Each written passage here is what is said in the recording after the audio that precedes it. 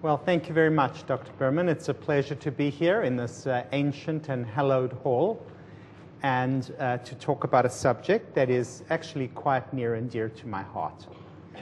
I've been a psychiatrist now, clinical psychiatrist, for 33 years and a researcher for much of that time. And every now and then, something comes along that really excites me. And I stop and I say, wow, this is something I really need to get to know more about. And one of these things is light. And actually, I myself have a little bit of seasonal affective disorder. But right now, I can tell you there are dazzling lights shining in my eyes, and I feel no pain at all. But that is not the major focus of my talk tonight. Instead, it's something that a patient of mine, a young man with bipolar disorder, brought up, and he said to me, doctor, whatever you're doing with your medicines is pretty good, but what's making me really happy most of the time is the meditation I'm doing, transcendental meditation. I said, I used to do that many years ago, shortly after the Beatles went to see Maharishi in India, and I was a medical student, and I started it, and I didn't take it very seriously. He said, you should have. You should get back to it. So I listened, and I thought, yeah, where am I going to get 20 minutes twice a day? Bottom line is, I got my technique refreshed. I found the 20 minutes twice a day, and boy, am I ever glad I did. The effects were not immediate. Some people say they have an immediate effect.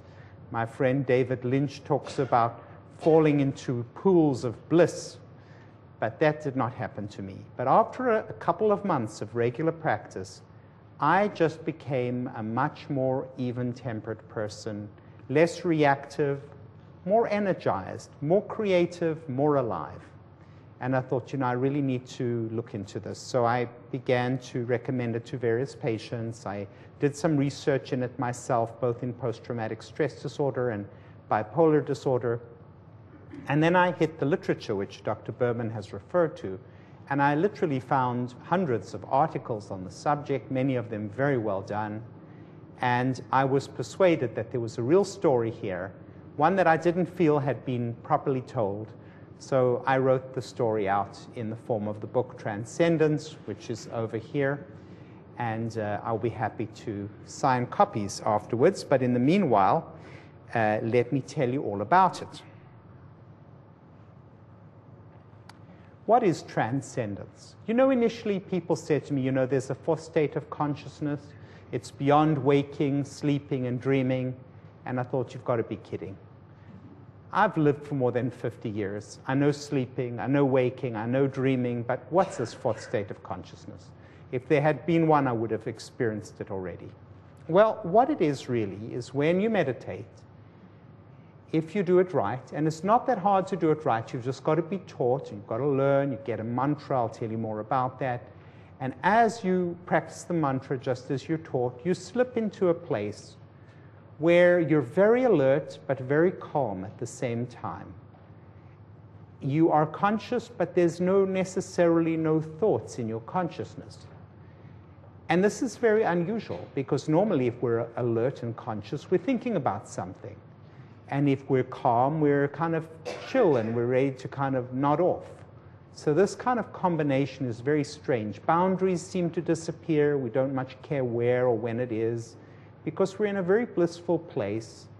And bliss is an unusual word, You don't normally say, I had a blissful day today. You say, I had a happy day, or it was a fun day.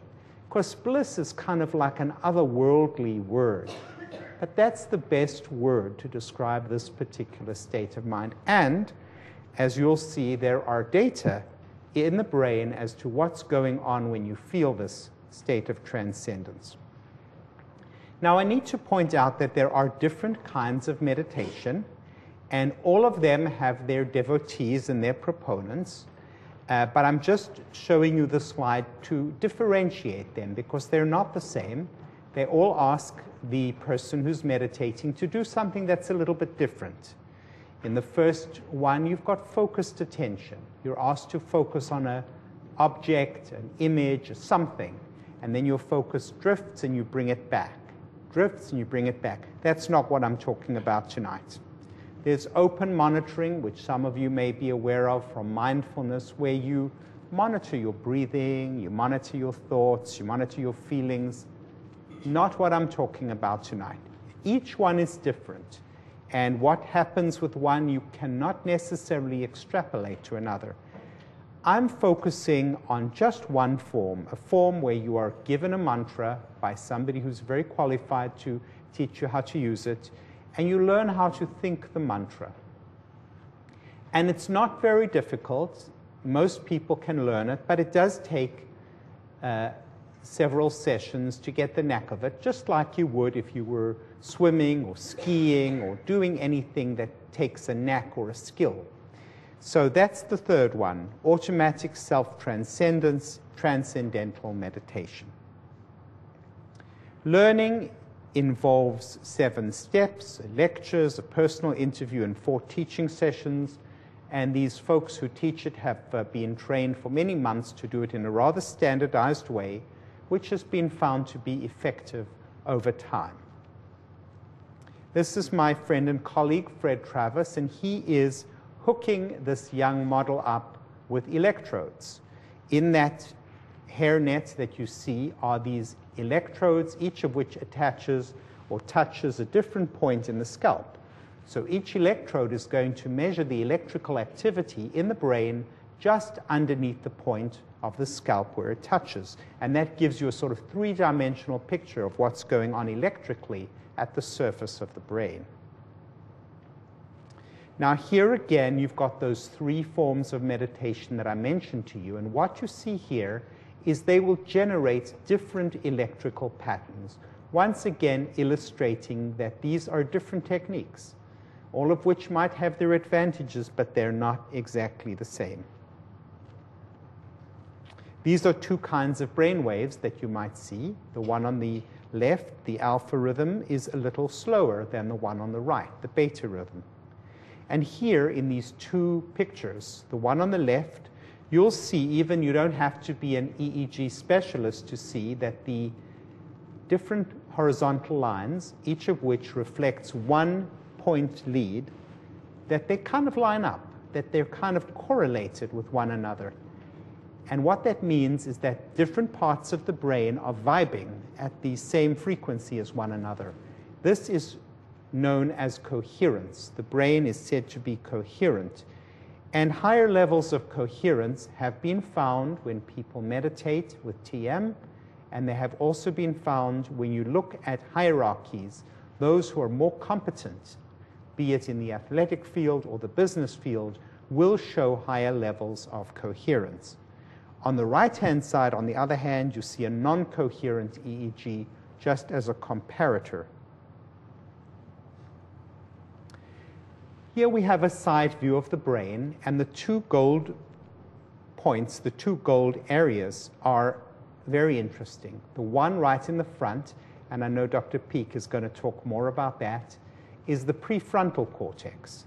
That's a part of the brain, we've called it the CEO of the brain, which is involved in executive functions, high-level decisions. Should I do this or should I do that? Let me weigh the pros and cons. That is the kind of executive decision-making that the prefrontal cortex does. If you look at that little gold ball right buried in the center of the brain, that's the amygdala, or the alarm bell, the alarm center. If you think of it as an organization, if you think of the brain as an organization, the prefrontal cortex is the CEO, the amygdala is the fire marshal. If there is a fire, the fire marshal sounds the alarm, and he goes and he knocks on all the doors, and everybody has to get out of the building, including the CEO. So he has control in a real emergency. But for the most part, in a functional organization, it's run from the top down, and the CEO holds sway. Now, what happens if you've got an anxiety disorder, or a post-traumatic stress disorder, or a food addiction, is that you're overwhelmed by stimuli that are coming from the basement. They're coming from the fire marshal. So can a CEO do his work or her work? We're getting more and more Women CEOs, I'm glad to say, can they do their work when the fire marshal keeps banging on their door, even when there's no real emergency, and the CEO not only gets disturbed, but has to make a judgment call? Is this a false alarm, or is this a real emergency? That's what happens in an anxiety state or an anxiety disorder. People can't focus on what they need to focus on because they can't detect the signal from the noise. And the noise is the emergency bells ringing loud. Why am I talking about this? Because meditation, and specifically transcendental meditation, has the capacity to quiet down those alarm bells and let the CEO do his or her job. So in meditation, we see increased alpha waves, the slow, calming rhythms that bathe the prefrontal cortex, and we see increased coherence, the function that enables the brain to work in a more effective and efficient way because different brain areas are giving off frequencies of the same frequency at the same time. Okay, now what do I mean by healing? Because my book is called Transcendence, Healing and Transformation Through Transcendental Meditation. These are big words, healing. Can meditation actually heal something that's happening? We know it can perhaps prevent something, but what about when something's already there? Well, this is a cartoon of two arteries. And once again, you don't have to be a cardiovascular surgeon to know that if you had a choice which artery you would wish to have, you would choose the one on the left. And I've tested this in various audiences, and everybody gets the right answer here. Because the one on the left is open, patent, and the blood flows through. And if you're on the other end, if you're a heart or a brain on the other end of this artery, you're in good shape. You're getting blood, you're getting oxygen, you're good. The one on the right has its lining infiltrated by cholesterol-containing foamy cells in a process called atherosclerosis. You're not in good shape. The blood is the artery is constricted, the blood flow is diminished, bits of goop can break off and plug the artery further down the line. This is not a good thing, atherosclerosis. Now, cardiovascular disease, which means atherosclerosis in the heart and or arteries, is the #1 killer and cause of disability in the world. In our country, more than 1 in 3 people have been diagnosed with a condition, and more than 1 in 3 people will die of a heart attack or a stroke. Let's begin with blood pressure, because high blood pressure is one of the biggest risk factors for cardiovascular disease. Because if you think of the arterial system as a plumbing system, if the water in the plumbing system is revved under high pressure, the walls of the pipes begin to experience a lot of stress. And that's the same with the walls of arteries. But in any event, in 9 published studies of more than 700 subjects, what you see is that both, if you go in and have your blood pressure taken, the high value is called systolic, the low value is called diastolic. Both of these are significantly reduced by transcendental meditation over a couple of months. And these results, as you'll see, they're not only statistically significant, but they're also very clinically significant. Now, here's a meta-analysis done some years back, published in Hypertension Reports 2007, and they show you different, quotes, stress management techniques and what they do to blood pressure. And the one on the far left is the TM, which has the best effect. And the one on the far right, I always love to look at. It's got almost 100 subjects in, and that one actually makes blood pressure worse. So what it means is caveat emptor, buyer beware. If something is called a stress management technique, it does not necessarily mean that it really actually works. Now, does this translate into real life differences? Well, the answer is yes. Over here we have a study. It's a decent number of subjects. We've got approximately 30 in each group. health education control, which is the red, and the blue is the TM. And what they did is ultrasound of the carotid artery, so they can actually visualize the thickening of the wall of the carotid artery. And what happens with TM, and in the beginning stages, this atherosclerosis that represents the thickening is actually reversible. And what you see is that the TM actually reverses some of the atherosclerosis, whereas in the health education, it just keeps progressing, which is the natural course of the illness. Likewise, for the left ventricle, I won't go into detail there, or for insulin resistance, both markers of cardiac risk. Now, does this translate into actual life and death? Well, the answer appears to be yes, because when my colleague Robert Schneider, who is a principal investigator in a lot of these studies, and his friends were sitting around, they wondered. They said, you know, what happened to those people who were in our controlled blood pressure studies? You know, I wonder, maybe they didn't even keep meditating. We don't know. We didn't have our grant expired after 3 months. We couldn't follow them for 10 years, and this is 10 years later. And some bright spark said, what about the death registry? Because, you know, in this country, there's a death registry, and they register when someone died and what they died of. So they went and they tracked back these people that they had put into their random control study, and guess what?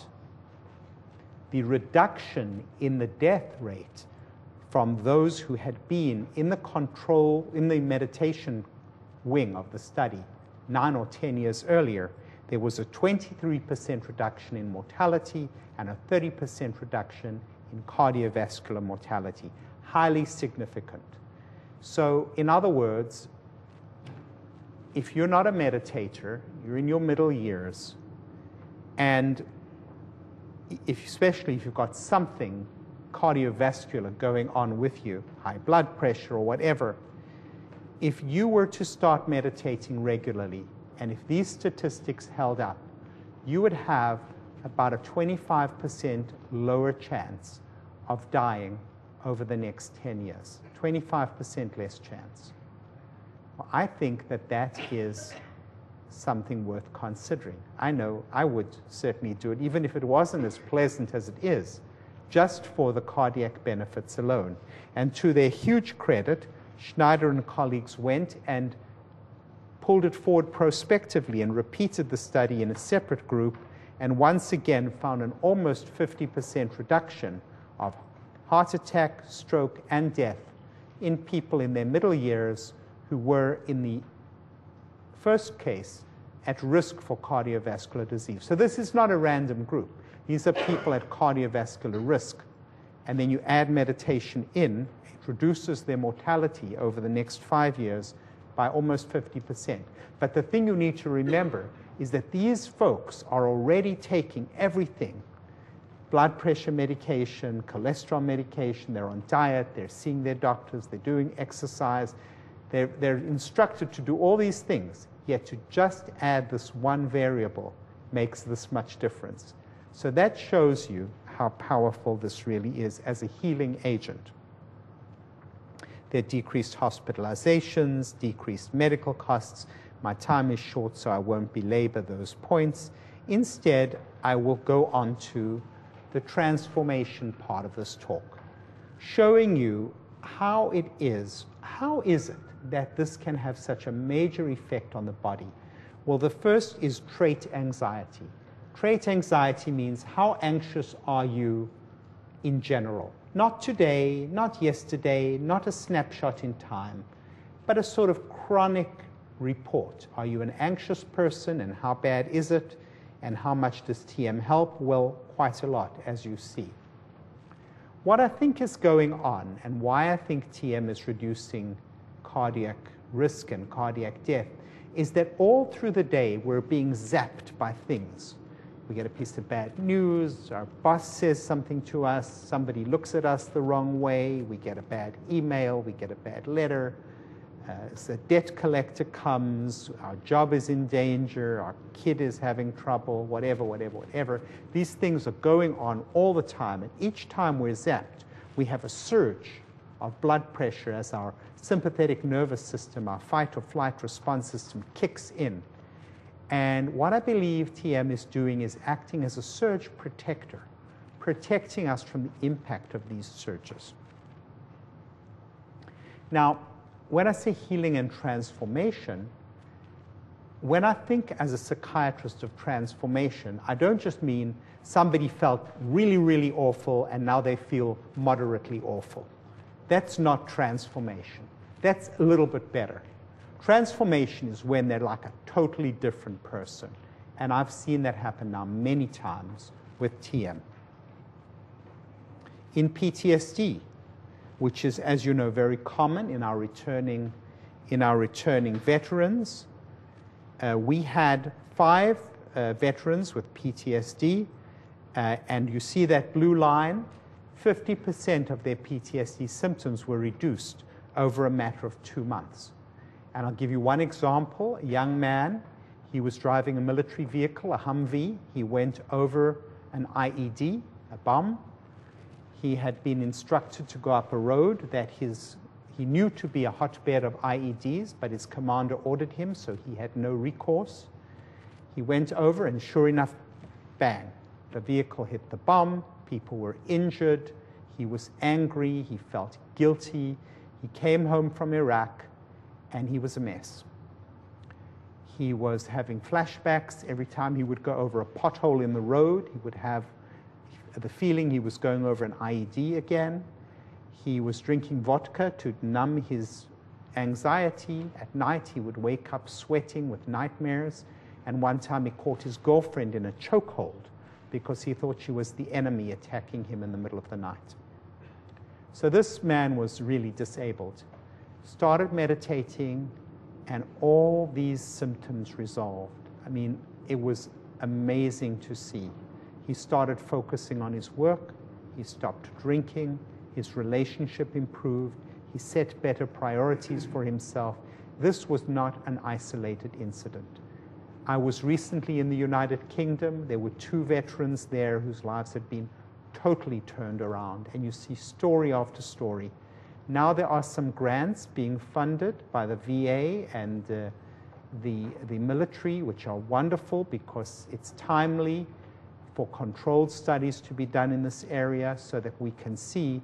And I mean, I would sort of bet dollars to donuts that this is going to work because I've seen it with my own eyes. But the fact is these studies do have to be done so that we can really know that we didn't just see a non-representative sample of people. Addiction, amazing. For alcohol, for tobacco, there are 19 addiction studies. I'm just teeing up Dr. Pam Peake's talk. Addiction has long been known to improve, and it makes sense because if you're going to stop a bad habit, you have to substitute a good habit. If you're going to have anxiety and activation that you're taking care of with your thing of choice, whatever that thing happens to be, and you take that thing away, you better be sure to put something else there in its place. So we will hear much more fascinating stuff about that shortly. Schools. This is the Visitation Valley Middle School. It was one of the worst schools in the Bay Area. It was pandemonium. One person who was walking up the hall said a young 200-pound adolescent was banging a garbage can up against the wall when he walked through. And not only the kids fought with each other, but the school teachers were dragged into the fighting, and they were they stayed away from school. The teachers took sick leaves on Thursdays and Mondays, gave themselves long weekends. The kids were suspended for multi-day suspensions. Well, you should hear the principal, Jim Durkee, and the superintendent of schools, Carlos Garcia. You should hear them talking about what the Quiet Time program has done in their schools, turned them around. Here is evidence from 2 schools of attendance going. The attendance went down, down, down before the Quiet Time program, which is shown by the turquoise bars, and then up, up, up, following the introduction to the program. 2 separate schools, exactly the same pattern. Same deal with the grade point average. And one fascinating thing that happened with the grade point average, which was going down before and up after the introduction of the quiet time program, is that the holy grail in education is to close the achievement gap between the lowest performers and the highest performers. The trouble is the lowest stay low and the high stay high, and you can't kind of close that gap. Well, this started to do just that. For his work with the Visitation Valley School, a middle school, Principal Jim Durkee got the Principal of the Year award out of 2,000 plus middle school principals. Pretty amazing for turning the school around. Now, you don't have to have a condition. You don't have to have an addiction or be in a slummy school or be in a prison. Wonderful data on prison recidivism in TM, by the way. I have to tell you a great story. A vicious felon in the California penitentiary system named Pat Coram. He was in for more than one murder and in for life. And there was this short guy named George Ellis, was a TM teacher. And the big inmates and felons would intimidate him, trying to get him to give them good grades. And he just kind of smiled and laughed, and he was kind of so cool. And Pat Coram looked at him and he thought, now what's that guy got? Whatever it is that's keeping him cool, I want it. And what it was, of course, was TM. And in time, Ellis taught Coram TM. And what it was that the TM did was this. These felons, a lot of them are in there because they've got a hair-trigger temper. You look at them the wrong way, they'll stick a shiv between your ribs. And that is what Coram used to do.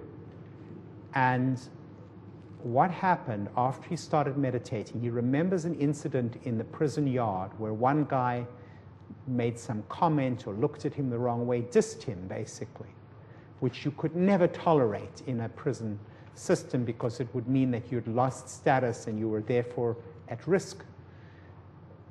But Coram just kind of looked at him, smiled, walked away. That was the turning point. He had those few extra seconds for the prefrontal cortex to kick in and say, do you want another murder rap on your name? Haven't you done enough trouble? Don't you want to get out of this place? And he did get out of the place. He was released. He ended up living a middle-class existence. He had a home with 4 bedrooms. He had a wife. And very movingly, he writes that when a family member died, he was actually able to go to the funeral and mourn. He had become like a normal member of society. And that to him was the high point of being a civilized human being again. That's what TM gave to him. Okay, you don't have to be in these extreme situations. You can just be regular folks. And yet you want to be the best you can be. And that's what Maslow said in his hierarchy of needs. He said, we've got all these basic needs at the bottom of this pyramid. But at the top of the pyramid, every one of us wants to be the very best we can be. The writer wants to write. The musician wants to play music. Whatever it is we can do, we want to be able to do that. Data shows, 42 studies, TM really helps with self-actualization, which is what we call it. And I know for a fact, after my last book, before Transcendence, was 10 years before. And it was such a pain in the neck. Writing a book, don't do it unless you're absolutely compelled to do it, is my advice to you. Writing a book is, I had a research assistant, and she went through the whole Transcendence process with me, and I said, now, what did you learn from this whole process? She said, I never realized how much work it was. That's what she learned. It's a lot of work. So I swore I wouldn't write another book. But I gave myself a little loophole. I said, unless there's something that really compels me, well, that something came along. It was TM. But it was like the book kind of, I won't say it wrote itself, but it was easier, it came smoothly, because I was in that transcendent space where I could sit with, you know, when you write a book, you've got to go into the world of a writer. Every creative person knows this. You have to escape into your own world of your creation. And you have to tolerate that solitude. You have to tolerate putting everything else on hold. You have to tolerate separating out the urgent from the important. Because urgent things are banging at your door like a fire marshal all day long. But then there are these transcendent goals. There are these things that you're dying to do, but they're not urgent. You could do it this year, you could do it next year, but they're really important. That's what the TM helped me do. So I wrote Transcendence, and now I'm actually writing another book, and it's all thanks to the meditation. And this is an example of how, if you can still yourself, and if you can find that space of calm inside yourself, that will enable you to do whatever it is that is your deepest desire. So harmony is where I will end. All I will say is that harmony means things work better together. When you start to meditate, different parts of the brain work better together, as you saw from the coherence. The brain and the body works better together, as you saw from the healing. People function better together. Couples that meditate together bring a pool of calm and relaxed pleasantness into their home. Groups function better together. So I think it's a great force for harmony. That's what you saw in the Visitation Valley School. That's what you even see in prison systems. People aren't sitting on their edge of their seats waiting to stick a shiv between your ribs. Sitting back, they're feeling better. Nicer people, calmer people, and happier people are nicer people. Thank you very much.